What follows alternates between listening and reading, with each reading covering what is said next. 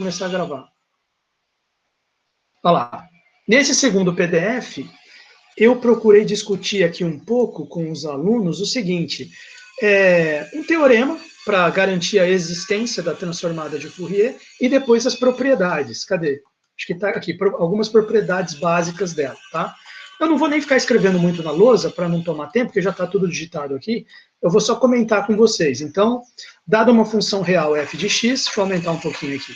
Dada uma função real f de x, definida em toda a reta, menos infinito até mais infinito, você veja que agora não tem mais tanto aquela coisa da série de Fourier de menos L até L. Claro que lá você pode fazer a função também na reta toda, mas para dar certinho a série de Fourier, ela você tem uma fotografia dela de menos L até L, e depois no resto da reta ela fica se repetindo, periódica com período 2L, t igual a 2L. Na série de Fourier sempre fica parado nisso aí. Agora aqui na transformada de Fourier já se libertou disso. Função tem lá o desenho que ela tiver de menos infinito até mais infinito, tá? Então, dado uma função real f de x definida na reta de menos infinito até mais infinito, definimos sua transformada de Fourier, f de k, que é a transformada do f de x, pela integral f de k igual a transformada de f de x, que é igual a 1 sobre raiz de π, integral. Já passei para vocês dessa forma. Desde que essa integral exista. Nota que ela, inclusive, é imprópria, né? Que a gente tinha discutido antes, as integrais impróprias lá na época do Laplace, quer dizer, ela também tem uma questão aqui do limite para infinito e você tem que ver se o limite converge ou não. Bom, mas a gente não vai ficar fazendo exercício disso aqui, eu estou só comentando. Tá? A inversão da transformada de Fourier obedece uma fórmula bastante semelhante, que eu também já passei para vocês. Transformada inversa, 1 sobre raiz de 2π, integral de menos infinito até mais infinito, f de k, que é a transformada, e elevado a menos, em vez de ser mais, elevado a menos ikx dk, em vez de ser dx. E aí você tem a transformada inversa, que volta no f de x original que você tinha, desde que ela seja uma função contínua. Eu já vou falar sobre isso. Senão vai ter aquele negócio tem aquele esquema da série de Fourier, acontece aqui também. Se ela não for contínua, a hora que você faz a transformada inversa, ela volta para metade do salto. Pinga ali no meio do caminho. Já vamos ver, vai estar nas propriedades. A transformada de Fourier opera sobre funções definidas na reta real, de menos infinito até mais infinito. E tem núcleo, o núcleo lá do Laplace era e elevado a menos st, não sei se vocês se lembram. Aqui o núcleo é e elevado a ikx, onde k é a variável da transformada. Vamos comentar agora um teorema que garante a existência da transformada sob certas condições. Tais condições também servem para a existência da transformada inversa. Então, por que eu estou falando disso aqui? É uma parte mais teórica que eu coloquei aqui. Porque eu quis fazer um paralelo com a transformada de Laplace. Quando a gente estudou transformada de Laplace, a gente viu que há um teorema que garante a existência da transformada de Laplace sob certas condições. É um teorema, vamos falar aqui numa linguagem mais matemática, né? Aquele teorema da transformada de Laplace, ele é uma condição suficiente. Ele não é uma condição necessária. Como é que ele era? Ele dizia assim, se uma função é seccionalmente contínua, ou seja, o que é seccionalmente contínua? Se ela é contínua ou ela tem descontinuidades, mas numa quantidade finita de descontinuidades. E não explode para mais nem menos infinito na hora da descontinuidade. O salto é finito. Isso que é seccionalmente contínua. Então, Laplace, se a função é seccionalmente contínua, ou seja, ela não tem descontinuidades ou tem uma quantidade finita de descontinuidades sem explodir para infinito. Seccionalmente contínua. E é de ordem exponencial, né? Módulo da f de x menor ou igual que e elevado a... que uma constante c vezes e elevado a t, vocês devem se lembrar disso, está lá no Boyce. Aí a gente garantiu, fez a demonstração e garantiu que aquela função tem transformada de Laplace. Toda função contínua, seccionalmente contínua, que é de ordem exponencial, tem transformada de Laplace. É uma condição suficiente. Se isso acontece, tem Laplace. Não é necessária, não vale a volta, né? Não significa que sempre que tem Laplace a função é seccionalmente contínua e de ordem exponencial. Por exemplo, a gente calculou a transformada de Laplace do delta de Dirac. E o delta de Dirac me parece que está fora desse teorema aí, porque ele explode para infinito no zero, né? Então, digamos, aquele teorema da existência transformada de Laplace são condições suficientes. Será que não tem um teorema tipo aquele agora para Fourier? É justamente sobre isso que eu ia falar. Existência da transformada de Fourier. Antes de enunciarmos o teorema que garante a existência da transformada de Fourier, precisamos de duas definições importantes. Uma delas, essa aqui você já conhece, né? A definição de seccionalmente contínua. Uma função f é dita seccionalmente contínua ou contínua por partes, no intervalo AB, se o intervalo puder ser dividido num número finito de pontos. Falando assim, até o aluno pode pensar, pô, tem intervalo que não dá para dividir, não. Todo intervalo dá para dividir no número finito de pontos, mas não é só isso, né? Se você puder, para ser seccionalmente contínua, depois de dividir o intervalo num número finito de pontos, a função tem que ser contínua em cada subintervalo, então significa que ela tem apenas esse número aqui de um número máximo de n descontinuidades, então o número de descontinuidades é finito, é isso que significa esse primeiro item, ela é contínua dentro de cada subintervalo, e além disso, ela tende a um limite finito nos extremos do subintervalo, aquilo que eu falei, quando tem a descontinuidade, vamos supor que aqui no T1 tem uma descontinuidade, no T1 a função não pode ir para mais infinito ou menos infinito, ela tem que ter um limite finito nos extremos de cada subintervalo por pontos no interior do intervalo. Então, essa aqui já é conhecida nossa desde a época do Laplace. Porém, tem essa segunda definição também, condições de Dirichlet. Não sei se é assim que pronuncia, eu sempre falei esse nome assim, né, Dirichlet. Talvez seja Dirichlet o correto de falar, não sei. Dizemos que uma função satisfaz as condições de Dirichlet em um intervalo I quando? Então, função seccionalmente contínua é quando tem essas duas condições aqui. Função que satisfaz as condições de Dirichlet é, primeiro item, quando ela é seccionalmente contínua. Então, primeiro item das condições de Dirichlet, ela satisfaz esses dois, de seccionalmente contínua. Segundo item, esse aqui é um pouquinho mais abstrato, um pouco mais difícil de ver. Todo subintervalo limitado do seu domínio, do I, pode ser decomposto em um número finito de subintervalos nos quais a função f é monótona. O que é uma função monótona? É uma função que não oscila. O que é uma função monótona num subintervalo? Significa que dentro daquele subintervalo ela não oscila. Ela só cresce ou só diminui. Ou fica estável. Ou as duas coisas. Cresce, fica estável, cresce, fica estável. Ela não volta para baixo. Se ela oscilar, se ela for e voltar, ou se ela voltar e for, aí ela não é monótona, tá? Então, por exemplo, vamos pegar esse gráfico aqui que eu fiz. Se você pegar essa função aqui em vermelho, presta atenção, vou tirar aqui os outros para você prestar atenção só na função em vermelho aqui, né? Se você prestar atenção nessa função, ela evidentemente não é monótona. Ela está oscilando, se você olhar para todo esse gráfico dela. Mas se você pegar ela entre -1 e 1, ela ainda não está monótona, porque aqui no -1 ela desceu um pouco e depois ela subiu. Depois ela desceu de novo. Depois ela subiu. Não está monótona. Mas e se você pegar entre 0 e 1? Se você pegar entre 0 e 1, ela desceu. Depois, antes de chegar aqui no 1, ela ainda subiu um pouco. Então não está monótona. Mas e se você pegar ela entre 0 e meio? Entre 0 e meio ela só desceu. Só desceu aqui o trecho entre 0 e meio. É esse aqui. Então, no intervalo 0 até meio, ela é monótona. No caso, monótona decrescente, ou não crescente. Tá certo? Bom, então vamos voltar aqui à condição 2. Eu estou falando dessa questão do monótono só, às vezes você não está muito acostumado, é um conceito de análise matemática, então, o que é monótono? É não oscilar. Então, por isso que eu peguei aquele exemplo ali. Se você pegar uns intervalos maiores, a função está oscilando, então ela não está monótona. Agora, se você for diminuindo aqui o subintervalo, até a gente chegou aqui na conclusão que do 0 até meio, se você focar sua atenção aqui no intervalo de 0 a meio, a função é monótona, porque ela só decresce. Do -meio até 0 também, ela só cresceu aqui do -meio até 0. Então, nesse subintervalo aqui, ela é monótona.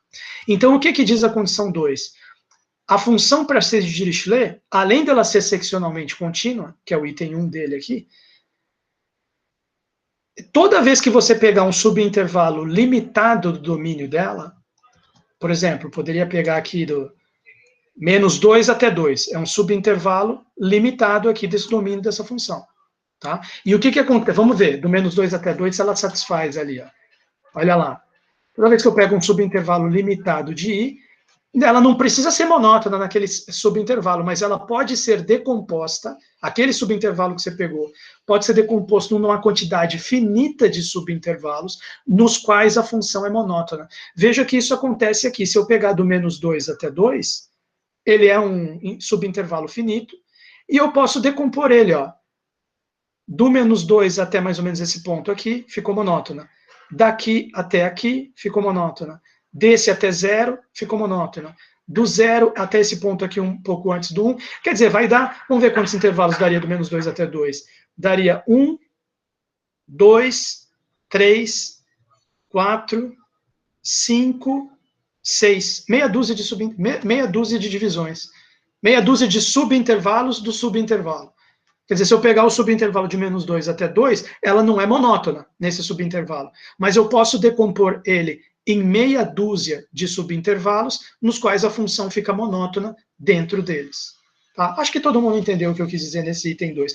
Aí algum aluno poderia perguntar, professor, mas existe alguma função que mesmo ela não é monótona, e além de não ser monótona, eu não consigo subdividir ela em nenhum número finito de subintervalos onde ela fica monótona, porque quando você para pensar, todas as funções que a gente está acostumado satisfazem essa 2. Você pega um polinômio, qualquer polinômio que você pegar, uma função do quinto grau, ela vai, volta, não é monótona, supondo que ela tenha um gráfico assim, uma função do quinto grau. Tá, ela não é monótona, mas eu consigo subdividir em meia dúzia, entre aspas, em meia dúzia ali de subintervalos, onde ela fica monótona em cada um deles. Polinômio. Tá? O seno, aí você vai dizer, mas o seno fica oscilando para sempre. Tá, o seno fica oscilando para sempre, mas se você, olha bem o que ele falou aqui, quando ele quer que você consiga decompor num número finito, quando você pega um subintervalo limitado. Né? Toda vez que você pega um trecho limitado do seno, você consegue subdividir em uma quantidade finita de subintervalos, onde o seno fica monótono ali dentro daqueles subintervalos. Então vai funcionar o 2 também no seno, vai funcionar no cosseno. Exponencial é sempre crescente, já é monótono. Né? Logaritmo já é monótono. Bom, qual que seria uma função que não satisfaz esse 2 aqui? Observação, a título de exemplo, apresentamos agora 3 funções que não satisfazem esse 2. Né? Para você ver que tem casos onde esse 2 aqui fura. A função não é monótona numa quantidade finita de subintervalos de um intervalo limitado. Então, por exemplo, seno de 1 sobre x. X vezes seno de 1 sobre x. Tá? Essa aqui eu coloquei valendo 0 no 0, porque essa seno de 1 sobre x não dá definida no 0, né? Mas você pode também criar uma função definida no 0, se atribui o valor 0 para ela, quando x é igual a 0, e nos outros pontos seno de 1 sobre x. É um exemplo que é uma pequena variação do primeiro. Mas vamos colocar esses dois aqui, só para a gente ver os gráficos, como é que seria. Por exemplo, o que seria seno de 1 sobre x? Seno de 1 sobre x, olha lá, apareceu ali em cinza. Não sei se vocês estão vendo ali, ó. Olha como é que é o gráfico do seno de 1 sobre x. Quer dizer, o bicho vem tranquilo aqui, ó. Ele vem tranquilo aqui. Aí ele começa a oscilar. E vai oscilando cada vez mais. Você entendeu? Agora, claro que se eu pegar um subintervalo aqui que vai desse ponto até aqui, aí satisfaz a condição 2. Por quê? Porque se eu pegar um subintervalo que vai daqui, desse pontinho aqui, dessa raiz da função, até, por exemplo, o 1.4 aqui, da raiz até esse ponto aqui, onde tem um ponto mínimo, monótona. Daqui até esse ponto de máximo, monótona. Do ponto de máximo até 1.4, monótona. 1, 2, 3. Subdividir em 3 deu. O problema é o seguinte, e se você pegar um intervalo que vai de 0 a 1? Aí ferrou. Se você pegar um intervalo que vai de 0 até 1, você simplesmente não consegue subdividir esse intervalo numa quantidade finita de intervalos aonde a função é monótona. Não dá. De 0 até 1, ela vai ficar infinitas vezes oscilando aqui. Não tem jeito. Tá? Outro exemplo para vocês verem, aquele que é x vezes seno de 1 sobre x. X vezes seno de 1 dividido por x. Olha lá, olha lá.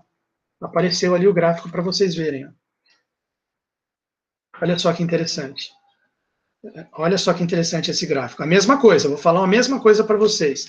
Se eu colocar um intervalo, por exemplo, aqui do 0,1 até o 0,2, aí tudo bem. Do 0,1 até esse ponto de máximo, está monótona. Desse ponto de máximo até o 0,2, está monótona. Dividir em 2 e acabou. Agora, se eu pegar um intervalo que vai do 0 até o 0,2, ferrou. É um subintervalo limitado, do 0 até o 0, aberto em 0, aberto em 0,2. Vamos pegar um intervalo aberto. E aqui dentro, do 0 até 0,2, não tem como eu subdividir num número finito de subintervalos onde a função é monótona. Tá certo?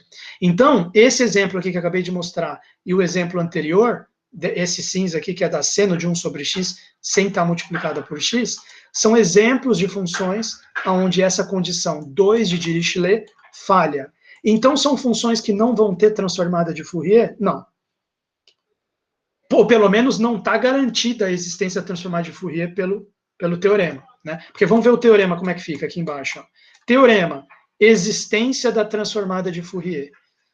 Consideremos a classe das funções f de x definidas de menos infinito até mais infinito, tais que, primeiro item, satisfazem as condições de Dirichlet.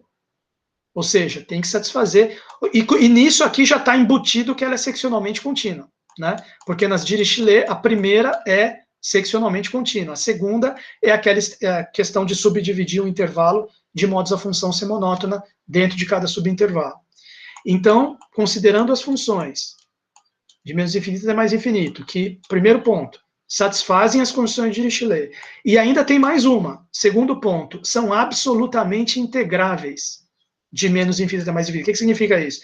A integral de menos infinito até mais infinito do módulo da função converge da menor que infinito, menor que mais infinito. Para estas funções, é garantida a existência da transformada de Fourier. Então, eu não vou fazer a demonstração aqui, tá? Mas eu queria só dizer para vocês o seguinte, eu estou mostrando esse teorema para vocês entenderem que quando a gente tem um teorema desse tipo, é que nem quando lá na transformada de Laplace a gente mostrava para o aluno o teorema da existência. Quer dizer, você já garante que tem toda uma categoria, toda uma classe, todo um conjunto de funções que está garantida matematicamente a existência da transformada de Laplace, por exemplo, daquelas funções. No caso do Laplace, são as funções seccionalmente contínuas de ordem exponencial. Para essas aí está garantida a existência da transformada de Laplace. Agora, no caso de Fourier, vocês acabaram de ver aqui, para quais funções está garantida a existência da transformada de Fourier? São as funções definidas em toda reta, que satisfazem as condições de Dirichlet, são seccionalmente contínuas, e tem aquela questão de você poder subdividir numa quantidade finita de subintervalos onde ela é monótona. Né? Quando eu pego um trecho finito, um trecho, vamos dizer assim, um trecho limitado do gráfico dela, dentro daquele trecho limitado, eu posso subdividir ela numa quantidade finita de trechos onde ela é monótona. Então, isso é Dirichlet, seccionalmente contínua, e esse item 2 que eu falei. E, além disso, a função tem que, se você integrar o módulo dela de menos infinito até mais infinito, tem que convergir. Veja só que interessante.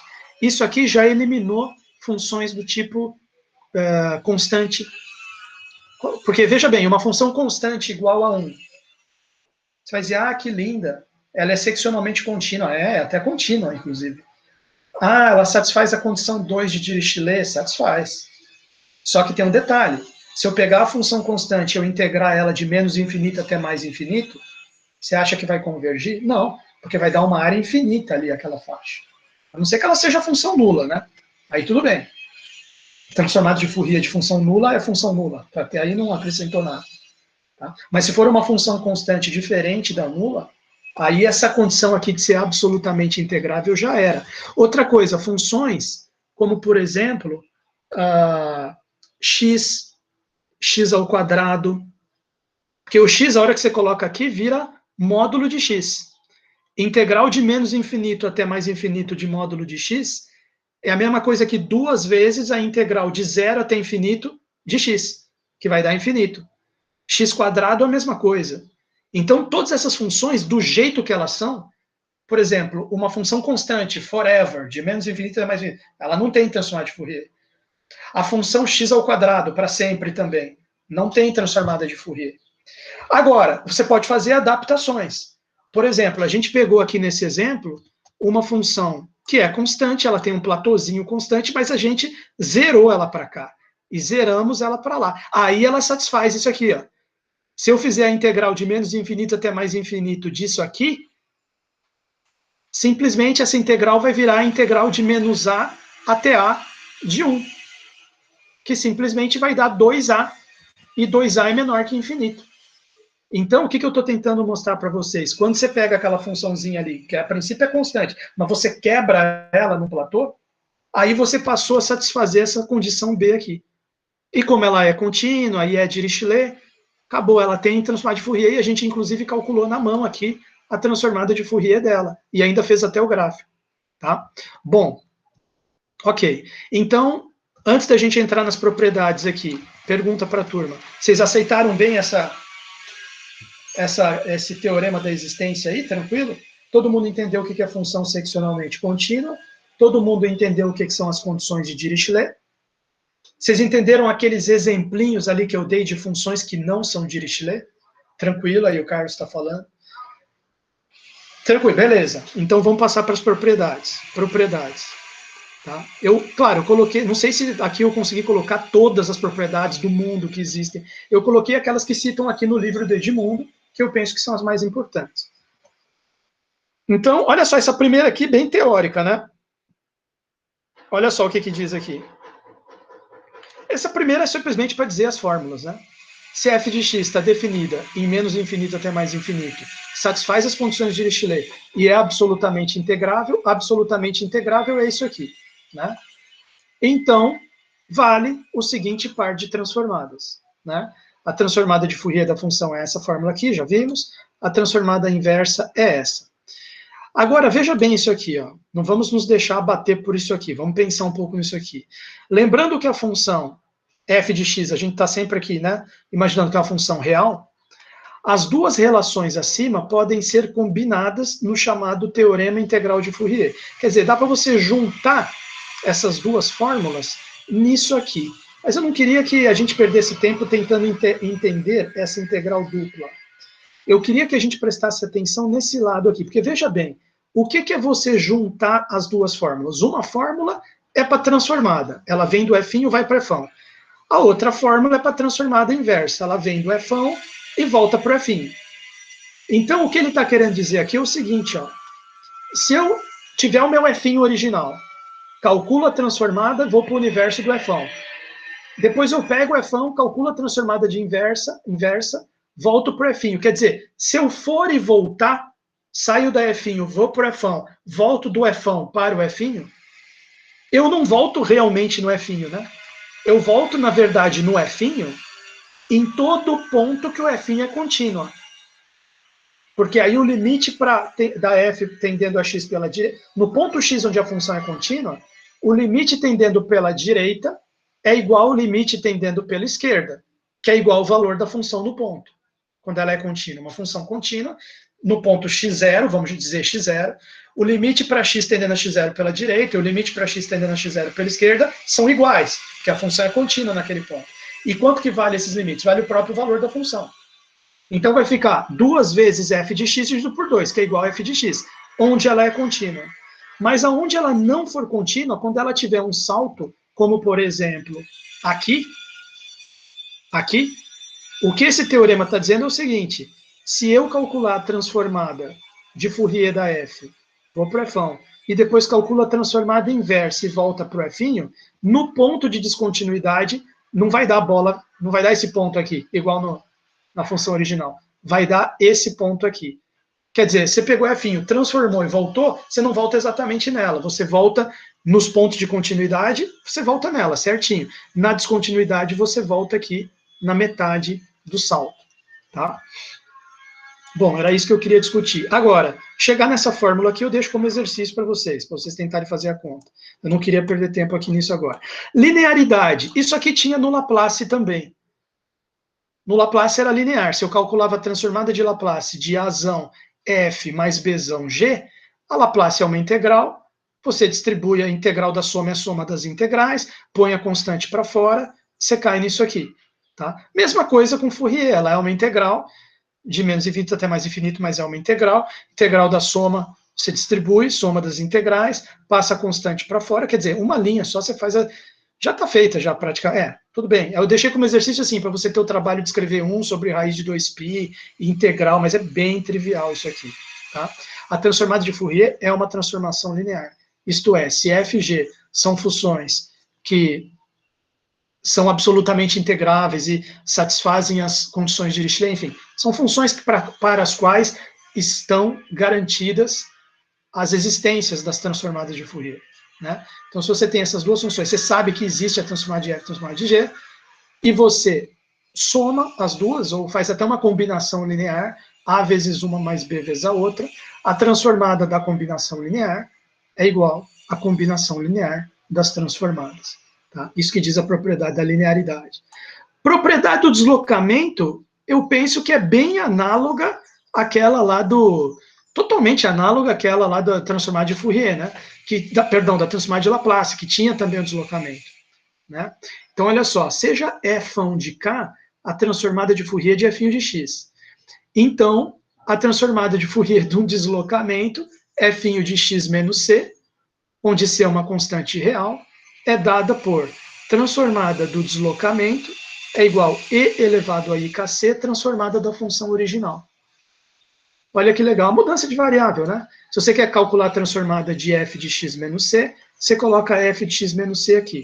Faz a mudança de variável y igual a x menos c. Né? Então, o que vai acontecer com dx, por exemplo? Né? E ó, eu isolei o x aqui. X igual a y mais c. Então, é óbvio que o dx vai ser igual a dy, porque isso aqui é uma constante. Se você derivar, né, em relação a y, vai ficar dx dy igual a 1 mais 0, que é 1. Entre aspas, passo o dy para o outro lado, dx igual a dy. Então, você pode trocar o dx direto por dy, pode trocar o x menos c por y igual a x menos c, e esse x aqui você troca por y mais c. Mas aí, propriedade de potência, né?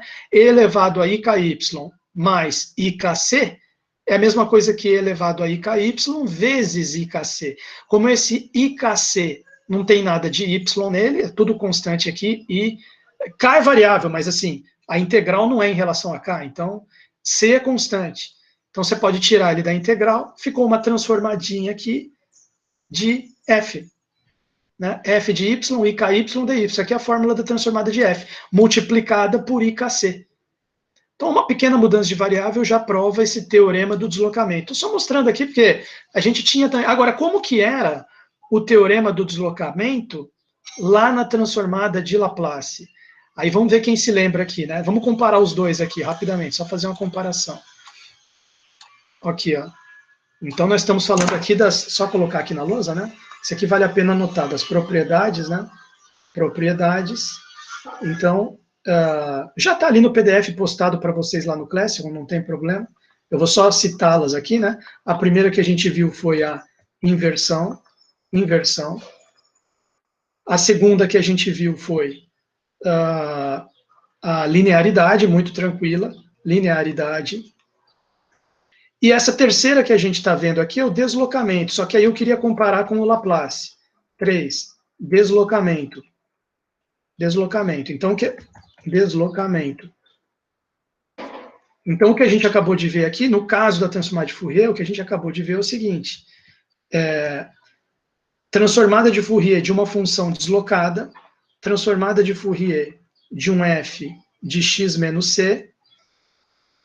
E vocês se lembram o que significa fazer f de x menos c, né? Aproveitar que está o GeoGebra em aberto, vou mostrar aqui para vocês. Por exemplo, vamos supor que eu tenho uma g de x, vamos usar uma letra diferente aqui, g de x igual a, por exemplo, x ao quadrado.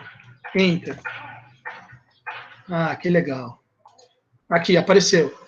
X ao quadrado. Tá, uma parábola. Então, o que significa fazer, por exemplo, g de x menos 1, por exemplo? G de x menos 1. Vou colocar um c igual a 1 aqui. Vamos ver se ele faz o gráfico automático aqui. G de x menos 1. Ah lá, já fez. Enter. g de x menos 1, é x menos 1 ao quadrado. Quer dizer, quando eu fiz menos c, a função deslocou para a direita. Função original g de x menos c, ela veio parar aqui para a direita. E se eu pegar um c negativo, g de x mais c, por exemplo, g de x mais 2, seria menos menos 2. G de x mais 2, olha lá. Enter. Deslocou para o outro lado. Deslocou para o outro lado. Olha lá. Tá? Só para você ver aqui para você lembrar o que significa o deslocamento, o porquê desse nome. Então, transformada de Fourier de uma função deslocada, né, supondo que a sua transformada, a sua função original, sem deslocar, a transformada só da f de x, você já sabia de antemão que é f1 de k, f1 de k. Aí o que acontece com a transformada dela deslocada? Acabamos de ver na demonstraçãozinha aqui no PDF, que vai dar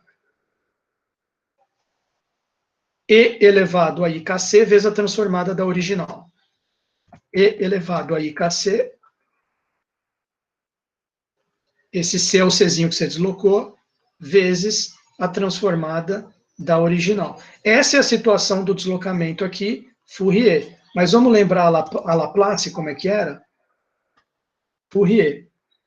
Como que era a questão do Laplace? Vamos botar aqui, transformar. Para começar, no Laplace, não aparecia só o deslocamento, né? Aparecia assim, o C de t vezes f de t menos c. Por que no Laplace havia essa necessidade de você colocar a função de Heaviside, multiplicando aqui? A necessidade era a seguinte, você queria deslocar a função, como você pode ver, o deslocamento pegou a função original, vamos pegar esse primeiro deslocamento aqui que a gente fez, e puxou ela para a direita. Né? E o Laplace, você se lembra que é de 0 até infinito. Ele não vê essa parte da esquerda aqui. Ele é assim, o Laplace, né? Ele começa no 0 e vai até infinito. Então, se você só desloca ela, f de x menos c, você puxou uma coisa fantasma aqui que não tinha, né? Que estava aqui para a esquerda. Então, você multiplica pela função de Heaviside. E qual que é o efeito prático na hora que multiplica pelo Heaviside? O efeito prático é que fica g de x menos 1, g de x menos 1, vírgula, apenas para x maior do que 1, porque o Heaviside vai zerar aquela outra parte. Olha lá o efeito prático. Tá vendo? Olha lá. Quando você faz o deslocamento lá no Laplace, no fundo você fez isso aqui, ó. No fundo você fez isso aqui. Deixa eu colocar aqui em azul. Aqui.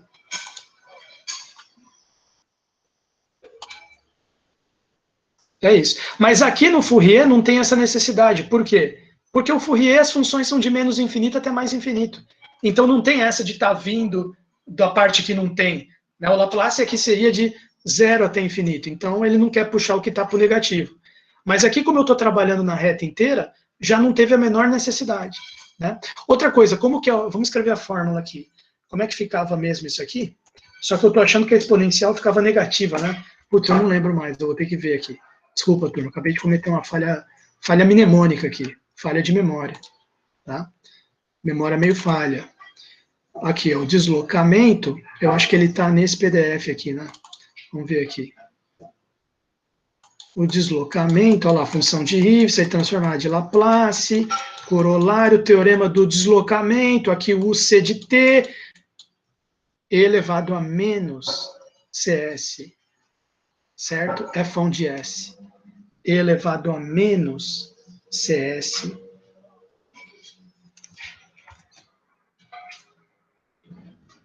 F1 de s. Esse seria o deslocamento no caso do Laplace. Só para comparar as duas aqui, para você ver. Tá? Bom, veja que na integral da fórmula da transformada de Laplace já tem um menos aqui, né? Depois você veja aí por que surgiu menos. Aqui não tem menos na fórmula da transformada, né? Ela é positiva. Tem isso também. Bom, outra coisa, tinha um deslocamento, lá no caso do Laplace, aqui, ó, aproveitar que eu não fechei, tem um outro deslocamento que é o deslocamento da transformada. Olha aqui. Teorema do deslocamento da transformada. Quer dizer, quando eu calculo a transformada de Laplace da função multiplicada por uma exponencial positiva, isso equivale a deslocar a transformada. será que vale, fica como um exercício aí, para vocês fazerem, será que vale uma fórmula análoga a essa?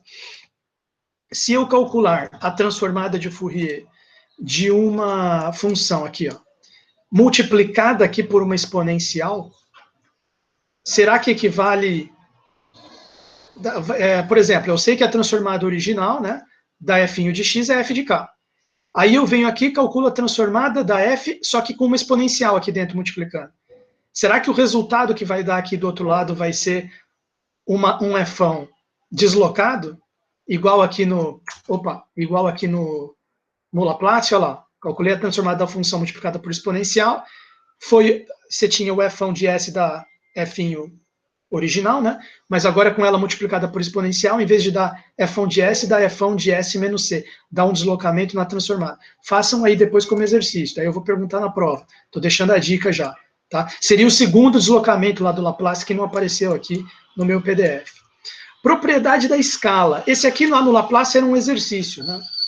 Era um exercício lá do capítulo 6. Mas tinha também propriedade da escala para transformar de Laplace. Se f de k é a transformada de Fourier de f de x, então a transformada de Fourier de f de c vezes x, onde c é uma constante não nula, real, é dada por essa fórmula aqui. Eu não vou fazer a demonstração aqui com vocês, já está feito aqui no... Eu deixei digitadinho bem didaticamente aqui no... Separei em dois casos, c maior que zero, c menor do que zero, envolve uma mudança de variável, tá? Aqui a mudança de variável aqui, ó, tá vendo? Então, aqui no outro caso também, ó, eu mudei da variável x para t, né? Acho que eu falei aqui no começo. Olha lá, t igual a x sobre c. Fiz uma mudança de variável de x para t, perdão, de x para t. Né? Bom, mas depois vocês veem aí. Essa aqui é muito importante, inclusive pensando já nas equações diferenciais, né? Tinha também propriedade da derivada. A gente cansou de usar lá na transformada de Laplace. Então, deixa eu colocar aqui, né? Deslocamento, né? Aí vou deixar aqui uma provocação, né? Pergunta, fica para os alunos pensarem aí. Vale um análogo da Laplace, transformada de Laplace de exponencial, vamos colocar uma exponencial, vamos colocar uma exponencial vezes alguma coisa aqui, né? Eu não quero nem especificar se tem isso, se não tem, que letra que eu posso usar aqui? Uma exponencial vezes um alfa, tá? Elevado a um alfa, vezes a função f' de x. Isso aqui vai dar igual a um deslocamento no f'ão de k menos um beta. Estou nem especificando se vai ser o mesmo alfa ou não. Eu multiplicar por algum tipo de exponencial a função equivale a algum tipo de deslocamento na transformada? Interrogação, interrogação, interrogação. É uma pergunta. Estou só perguntando aqui. Propriedade 4. Propriedade 4 é a escala, né, que eu falei ali. Escala. Aí está feita a demonstração ali na nota de aula, depois você estuda ali, né? Olha lá. Eu dividi em dois casos aqui, C maior que zero, C menor que zero, mas é uma fórmula só para os dois casos, né? C diferente de zero, C diferente de zero, implica que a transformada de Fourier da função multiplicada por um C, f de cx, f de cx, vai dar igual 1 sobre módulo de C, 1 sobre módulo de C, vezes f'ão de K sobre C. F'ão de K sobre C. Ponto final. Tá aqui. Aí a demonstração está feita ali no PDF. Não vou nem dizer que é provocação, que é exercício, porque está feito ali. 5, que eu queria mostrar aqui para vocês. Essa aqui é interessante. Ó. Quanto que é a derivada? Quanto que é a transformada da derivada? Né? Essa aqui tem análogo com Laplace também. Derivada de f de x. Derivada. Então, vamos ver aqui esse caso. Né? Consideremos f de x definida e diferenciável em toda a reta, menos infinito até mais infinito. Suponhamos ainda que f de x e sua derivada, ambas, tanto a f quanto a f', satisfaçam as condições de Dirichlet. Né? Eu não vou repetir aqui, já está lá no PDF lá para cima. Ou seja, Então, elas têm, e sejam absolutamente integráveis. Então, ambas, tanto a F quanto a F', têm transformada de Fourier, pelo que a gente viu no teorema. Eu até coloquei aqui entre parênteses, né, a função ser absolutamente integrável, eu não tinha comentado isso antes, né, mas isso implica, em particular, que a f de x vai a zero quando x tende a mais infinito, x tende a menos infinito. Tá? Aquele negócio lá que eu falei do absolutamente integrável, que a integral do módulo da f fica menor que infinito, integral do módulo, hein? Do módulo. Porque alguém poderia me dizer, professor, de repente, se não integrasse em módulo, integrasse só a f de x, sem módulo, talvez não precisasse, né, a função ir para zero. Falar que a integral de menos infinito até mais infinito da função sem módulo converge. Né? Às vezes pode convergir sem ir para zero. Sei lá, estou pensando aqui. Por exemplo, o seno. Seno é uma função ímpar. Então, toda vez que eu faço uma integral de menos L até L do seno, dá zero, certo? Pelo fato dele ser uma função ímpar.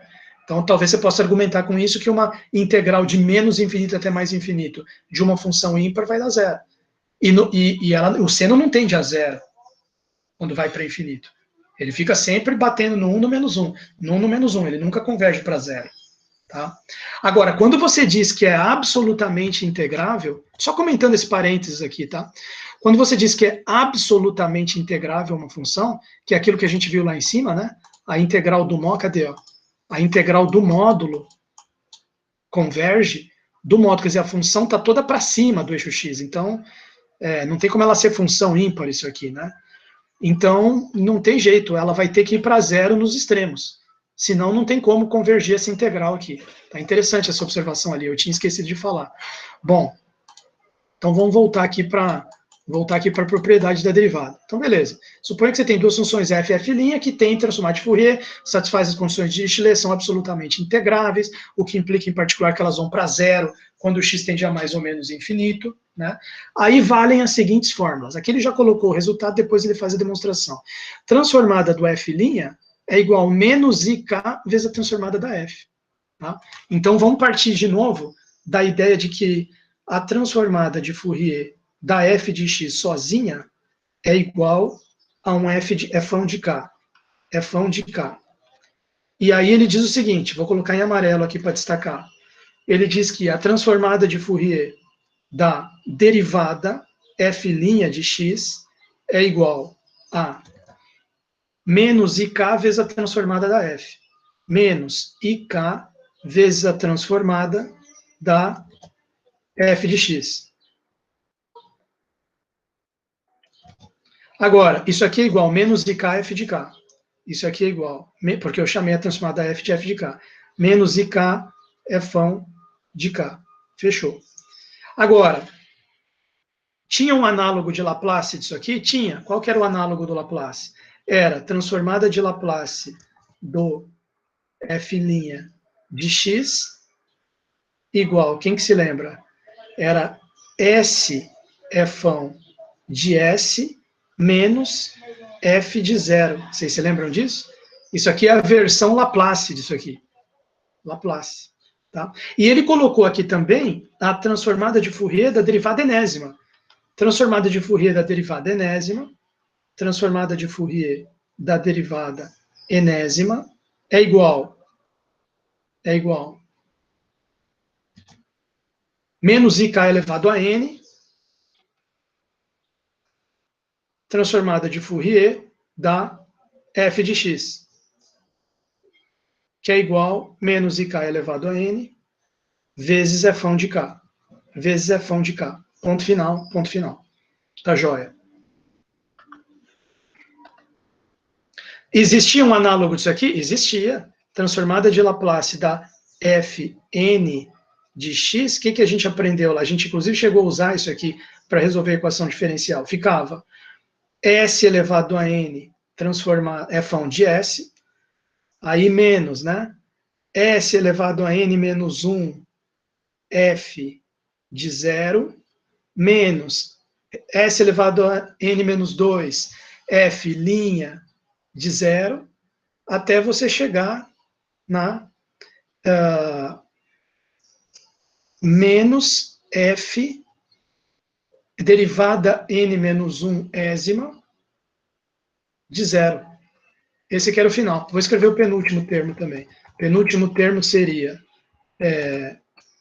S fn menos 2 de zero menos f n menos 1 de zero. Isso aqui seria a fórmula geral para Laplace. Tá? Laplace. E essas duas amarelas aqui é para Fourier. Tá? Essas aqui são para a transformada de Fourier. Mas é a mesma ideia, a ideia de transformada de uma derivada. Tá? Estou colocando só para efeito de comparação. Bom, como é que seria a demonstração dessas fórmulas aqui do Fourier? Vamos ver se dá para ler aqui tranquilo ou se precisa ir para a lousa. Se partirmos da equação que define a transformada de Fourier, tranquilo, isso aqui é uma integral por partes. Olha lá, transformada de Fourier da derivada fica igual 1 sobre raiz de 2π, integral de menos infinito até mais infinito, f' elevado a i kx dx. Integral por partes, né? F... só que aqui eu deveria ter escrito a exponencial, né? Acho que teve erro de digitação aqui, para ver já uma falha brutal aqui. Mas é claro, não vai influenciar no resultado, porque vai dar zero, né? Mas eu deveria ter digitado aqui exponencial, eu esqueci de digitar. Porque f'... Putz, a vida é de doer, né? Não, eu sou realmente ruim. Olha lá. Aqui faltou exponencial, turma, elevado a i kx. Né? Mas o que acontece? Como a integral é de menos infinito até mais infinito, a hora que você fizer o f de x tender a infinito menos ele tendendo a menos infinito, vai zerar. Por causa disso, até que ele tinha lembrado aqui. Ó. A função vai para zero, como ela é absolutamente integrável, ela vai para zero quando o x tende a mais ou menos infinito. Então, o que acontece? Mesmo com a exponencial multiplicando aqui, que eu esqueci de digitar, vai zerar e não vai ter influência nenhuma. Tá? E vai sobrar esse termo de k. Senão, como é que apareceu esse menos ik aqui? Né? Bom, o menos ik surgiu aqui nesse termo mesmo, tá certo. Senão, como é que sobreviveu o exponencial? Aqui não tinha exponencial nenhuma aqui, quer dizer, que fórmula de integral, erro de digitação, realmente faltou o elevado a menos ik. Menos ik integral menos infinito até infinito disso aqui.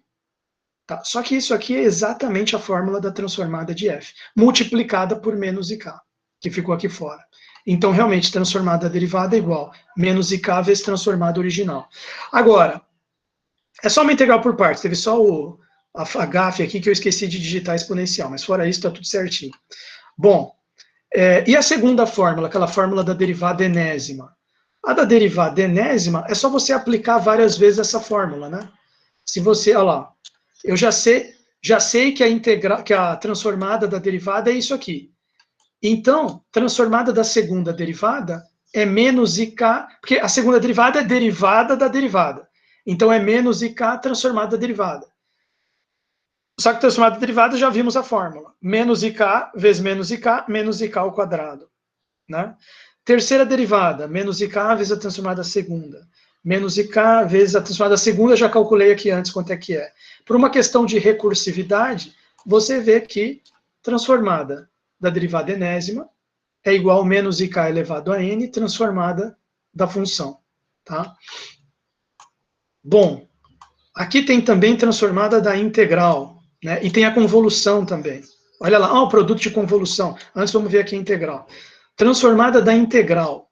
Se f é absolutamente integrável em todo o eixo x, e além disso, a integral de 0 até x da f tende a zero quando x tende a infinito, quer dizer, tem uma hipótese adicional. Né?